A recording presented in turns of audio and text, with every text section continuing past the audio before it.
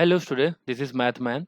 बच्चों, अभी तक हमने एक्सरसाइज 9.4 जो ऑप्शनल है उसके पहले 5 क्वेश्चन हमने कर लिए थे। ठीक है, तो अब हम स्टार्ट करेंगे क्वेश्चन नंबर 6 से लेके क्वेश्चन नंबर 7 8। ठीक है, तो ये सारे क्वेश्चंस हम करने वाले। ठीक है, तो स्टार्ट करते हैं। Diagonal AC and BD of quadrilateral ABCD intersect at P। ठीक है, P पे इंटरसेक्ट हो रहा है तो एक क्वाड्रिलेटरल बना देते हैं सिंपल सा। ये हो गया A, ये हो गया B, ये हो गया C और ये हो गया D। और हमने क्या किया, BD को ज्वाइन कर दिया और इसको इससे ज्वाइन कर दिया। सही बात है। हमने क्या किया, A से एक परपेंडिकुलर ड्रॉप किया यहाँ पे और C से एक परपेंडिकुलर ड्रॉप किया यहाँ पे। ठीक है, तो ये हो जाएगा M, ये हो जाएगा N और ये पॉइंट ऑफ इंटरसेक्शन P दिया हुआ है। ठीक है, अब क्वेश्चन में देखो क्या बोला हुआ है, एरिया ऑफ APB और CPD। हम पहले इसी को लिखते हैं। तो APB का जो एरिया है, अगर मैं उसमें बेस PB लूं, अगर मैं बेस पी भी लूँ तो एल्टीट्यूड तो यही रहेगा, एल्टीट्यूड तो एक ही होता है। ठीक है, तो वो एम हो जाएगा। तो ये हो जाएगा half into BP into M. सही बात है, इंटू यहाँ पे सीपीडी भी बोला हुआ है। अच्छा, सीपीडी में अगर मैं बेस सी पीडी को लूं और एल्टीट्यूड सीएन को लूं तो ये हो जाएगा half into DP into CN. समझ में आया? अब देखो मैं इसको अरेंज कर रहा हूं कैसे। देखो, हमको एपीडी बनाना है। जो एपीडी है, अगर मैं उसमें बेस डीपी लूं और एल्टीट्यूड ये लूं तो बात तो वही हुई। तो मैंने क्या किया, हाफ ले लिया, डीपी ले लिया और एएम, इन तीनों को साथ में कर लिया मैंने, इन तीनों को। तो ये हो जाएगा half into am into DP. सही बात है। अच्छा, और बचा हुआ जो 3 है उसको अलग से लिख लिया। तो ये हो जाएगा half into BP into CN. ठीक है, तो हाफ इंटू बीपी इंटू अगर मैं सीएम करूंगा तो ये वाला ट्राइंगल बनेगा, और half into DP into M करूंगा तो ये वाला ट्राइंगल बन, ये हो जाएगा area of triangle APD into area of triangle BPC. बस यही हमको प्रूव करना है। देखो, हमको जो आरएचएस है वो हमारा देखो क्या है, एपीडी और बीपीसी। तो एपीडी और बीपीसी हो गया है ना। Question number 7। क्वेश्चन नंबर 7 देखो, P and Q are respectively midpoint of side AB and BC of triangle ABC। ठीक है, तो पहले एक ट्राइंगल बना देते हैं। ठीक है, ये हो गया हमारा ट्राइंगल, ये है A, ये है B और ये है C। ठीक है, अब P जो है वो मिड पॉइंट किसका है, AB का, तो यहाँ पे पॉइंट P दे देते हैं। और Q जो है वो मिड पॉइंट है BC का, तो यहाँ पे पॉइंट Q दे देते हैं। ठीक है, R is mid point of AP, तो यहाँ पे R दे देते हैं। सही बात है। अच्छा, A से मैंने Q को ज्वाइन कर दिया, कोई दिक्कत नहीं। ठीक है, फिर P और Q को भी ज्वाइन कर दो। ठीक है, सबको ज्वाइन कर दो, कोई दिक्कत नहीं है। आपको बोला हुआ है PRQ, तो PRQ के लिए आपको R को Q से ज्वाइन करना पड़ेगा इस तरीके से। ठीक है, कोई दिक्कत नहीं है। अब हमको क्या बोला है, PRQ जो है ये हाफ ऑफ ARC होगा।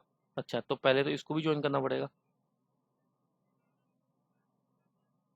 अब मैंने क्या किया, मैंने किया ABC का जो एरिया है उसको मान लिया A, कोई दिक्कत नहीं होगी इसमें, तो है ना। अब एक चीज समझो कि ये जो है AQ, इसमें Q मिड पॉइंट है। अगर Q मिड पॉइंट है तो जो AQ है वो क्या होगा, मीडियन होगा। सही बात है। तो Q जो होगा वो क्या होगा, AQ जो होगा वो मीडियन होगा। और अगर AQ मीडियन होगा तो जो ABQ होगा वो हाफ हो जाएगा किसका, ABC का। ये जो ट्राइंगल है, ये वाला ट्राइंगल, ठीक है, इसमें ये जो है वो ABC का हाफ हो जाएगा। सही बात है। अच्छा, P तो मिड पॉइंट है किसका, AB का। अगर P मिड पॉइंट है तो PQ जो है वो ABQ का हाफ कर देगा, मतलब बिकॉज PQ मीडियन हो जाएगा ना, PQ जो है वो मीडियन हो जाएगा, तो ABQ का जो हाफ हो जाएगा वो ये डिवाइड करेगा। सही बात है। तो हमको यहां से APQ मिल जाएगा, APQ, APQ हो जाएगा A/2 का हाफ, तो ये हो जाएगा A/4। ठीक है, तो हमको APQ मिल गया। अच्छा, R जो है वो किसका मिड पॉइंट है, AP का मिड पॉइंट है। R जो है वो AP का मिड पॉइंट है, तो इसका मतलब अगर मुझे PRQ निकालना है, ये वाला ट्राइंगल निकालना है, तो ये APQ का भी क्या होगा, हाफ होगा। तो यहां से आ जाएगा PRQ आ जाएगा A/8। समझ में आया? इतना इतना इसको साइड में रख देते हैं अभी। ठीक है, हमको बात करनी है अभी ARC की। ठीक है, तो ये वाले ट्रायंगल की भी अभी हम बात करेंगे। तो हमने क्या किया, आर को ज्वाइन कर दिया सी से। ऐसा क्यों किया, देखो, है ना। देखो, जैसे आर को सी से ज्वाइन किया, पी तो मिड पॉइंट है किसका, ए बी का। पी जो है वो मिड पॉइंट है, तो पीसी क्या हो जाएगा, मीडियन हो जाएगा। और अगर पीसी मीडियन हो जाएगा तो ये जो ट्राइंगल है एपीसी ये क्या हो जाएगा, एबीसी का हाफ। तो बस लिख दो, ये जो एपीसी हो जाएगा वो एबीसी का हाफ, और एबीसी का एरिया ए है तो ये a/2 हो जाएगा। अब आर जो है वो एपी का मिड पॉइंट है, आर जो है वो एपी का मिड पॉइंट है, तो आरसी क्या हो जाएगा, आरसी एपीसी का मीडियन हो जाएगा, तो ये हो जाएगा ए आर सी हो जाएगा एपीसी का हाफ, तो ये हो जाएगा a/4। इतना समझ में आ रहा है, ठीक है। अब ए आर सी a/4 है और पी आर क्यू a/8 है, तो अगर मैं इन दोनों को डिवाइड करूं A R C upon P R Q, ठीक है, तो ये हो जाएगा a/4 अपॉन a/8। सही बात है। अब यहाँ पे देखो a से a कैंसिल, सही बात है, और ये 1/4 है और ये 1/8 है, ठीक है, तो ये क्या हो जाएगा 1/2, लेकिन 2 ऊपर जाएगा तो ये 2 यहाँ पे आ जाएगा, तो ये 2/1 हो जाएगा। सही बात है। तो अब यहाँ से हमको मिल जाएगा कि जो ए आर सी है वो क्या हो जाएगा, twice of P R Q. सही बात है, और यही हमको प्रूव करना था। 2 को नीचे लेके आ जाओ तो ये half of A R C हो जाएगा, जो हमको प्रूव करना था यहाँ पे क्वेश्चन में, ठीक है। सही बात है। तो नेक्स्ट क्वेश्चन की तरफ बढ़ते हैं, उससे पहले कुछ रब कर देता हूं मैं, थोड़ी सी चीज है ना।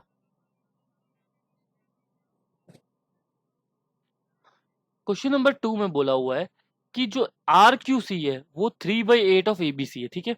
आर क्यू सी मतलब आपको दिख ही रहा होगा, आर क्यू और सी, ये वाला ट्राइंगल है ना। मैं इसको शेड कर देता हूँ, ये वाला ट्राइंगल, ठीक है। अच्छा, अगर आपको इस ट्राइंगल का एरिया निकालना है तो मैंने क्या किया, मैंने ये वाला ट्राइंगल, ये वाला ट्राइंगल और ये वाला ट्राइंगल, इन तीनों को ऐड करके एबीसी से माइनस कर दिया। कैसे, देखो हमको पता है ए क्यू जो है वो मीडियन था, सही बात है।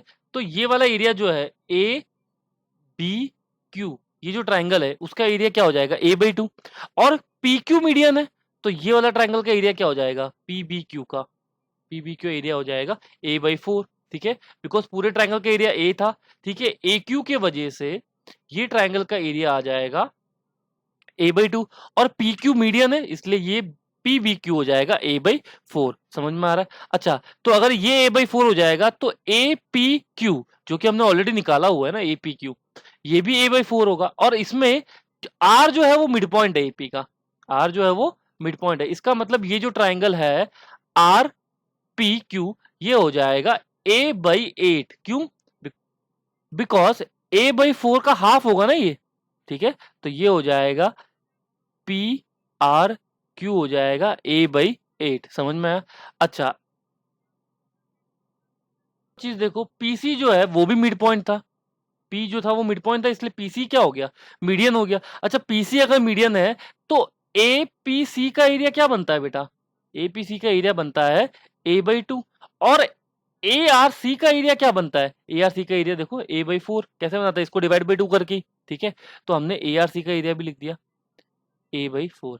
अब मुझे अगर आर क्यू सी निकालना है तो मैंने क्या किया, ए बी सी में से माइनस कर दिया क्या, P B Q plus P R Q plus A R C. समझ में आया, ठीक है। तो ये हो जाएगा A minus P B Q, कितना दिया हुआ है पी बी क्यू,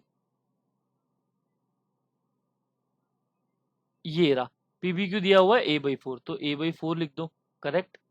उसके बाद पी आर क्यू, तो पी आर क्यू हमने कितना निकाला हुआ है a/8, सही बात है, तो वो भी लिख दो a/8 प्लस ए आर सी, तो ए आर सी a/4, ये a/4 लिख दिया, सही बात है। इसको एलसीएम लोगे और सब्ट्रैक्ट करोगे, इनका एलसीएम लेके सब्ट्रैक्ट करोगे तो 3a/8 आएगा, करके देख लेना, है ना। तो ये ए की जगह पे मैं लिख सकता हूँ ABC, बिकॉज ए जो है वो क्या है ABC का एरिया है। बस तो हो गया प्रूफ कि R Q C is 3/8 of ABC, ठीक है। Last question P B Q और ए आर सी, तो हमने पीबीक्यू का एरिया ऑलरेडी निकाला हुआ है, यहाँ पे देखो पीबीक्यू का एरिया a/4, हमने पीबीक्यू का एरिया निकाला हुआ था a/4, सही बात है। और एआरसी, तो एआरसी का एरिया भी तो निकाला हुआ है a/4, ये भी तो है, तो हो गया ना इक्वल, प्रूव ये भी हो चुका है, ठीक है। लास्ट क्वेश्चन देखते हैं, question number 8। Question number 8, in figure 9.34 ABC is right angle triangle at A, ठीक है। तो ABC ये राइट एंगल ट्राइंगल है, मतलब ये ऐसा राइट एंगल ट्राइंगल है, ठीक है। फिर BCED ACFG और ABMN आर स्क्वायर, ठीक है। ये ANMB ये स्क्वायर है, फिर BCE और D ये भी एक स्क्वायर है, और ठीक है, और AGEF ये भी एक स्क्वायर है, मतलब ये तीनों क्या है, स्क्वायर है, ठीक है। अब हमने क्या किया हुआ है यहाँ पे, लाइन सेगमेंट AX ये परपेंडिकुलर का सिंबल है, AX perpendicular to DE meet BC at Y, ठीक है। तो ये जो AX है ये परपेंडिकुलर है DE से और Y पे मीट कर रहा है, ठीक है। आई थिंक सब क्लियर तो हो ही गया होगा अभी तक, ठीक है। अब हमको प्रूव करना है कि जो MBC है, ये जो MBC है और ABD है, ये जो MBC है, आई थिंक आपको दिख रहा होगा, है ना, ध्यान से देखना बिकॉज ये थोड़ा सा कॉम्प्लिकेट है ना।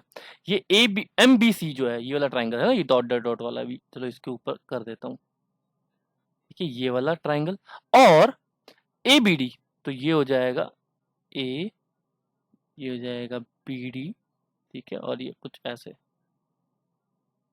ठीक है। अब एक चीज समझो कि इन दोनों में जो साइड